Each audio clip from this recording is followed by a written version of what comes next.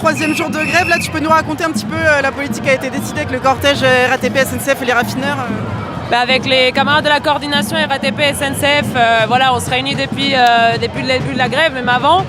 Et là, on a dit faut qu'on fasse un message fort aujourd'hui, qu'on montre que le public et le privé, on est ensemble. Donc on a sollicité les raffineurs qu'on était partis voir avec une soixantaine de grévistes il y a plusieurs jours, plusieurs semaines même. On les a sollicités, on est resté en contact et on les a sollicités pour venir faire la manifestation, le cortège en tête de manif RATP, SNCF, raffineurs pour justement envoyer un message. C'est les secteurs qui sont un peu la pointe de ce mouvement, les secteurs stratégiques qui jouent un rôle quand même dans le blocage de l'économie. Et c'était pour nous très symbolique et très important, très fort politiquement, de montrer cette unité, cette fraternité entre des secteurs du public et du privé qui aujourd'hui se battent ensemble pour le retrait de cette réforme. Et là, vous avez été à une AG ce matin ?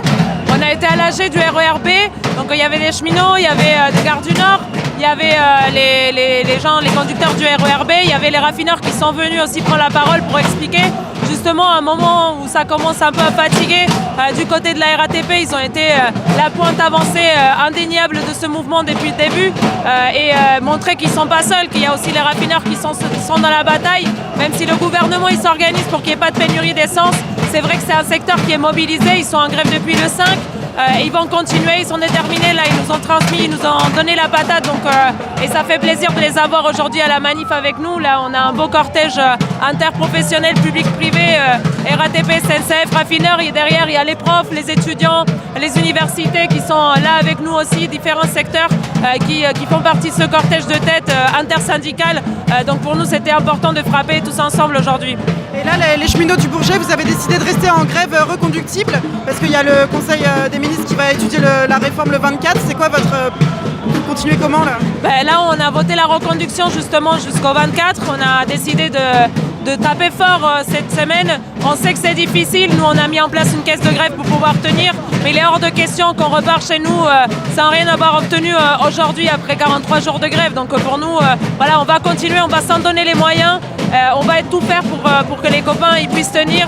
Ceux qui sont en difficulté, on va les aider avec la caisse de grève. Et voilà, et on sera là jusqu'au retrait de toute façon. Et donc tu encourages les autres secteurs à rester en grève reconductible, pas seulement suivre les journées d'action ? Oui, c'est important. Là où on a fait le test de la grève perlée en 2018 avec la SNCF et on a perdu.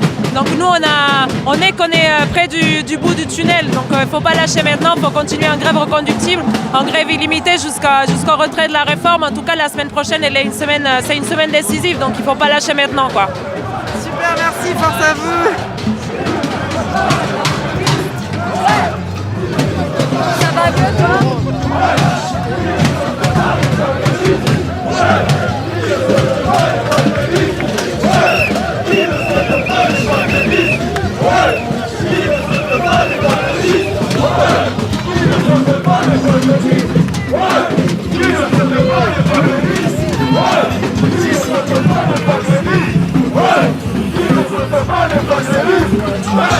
Si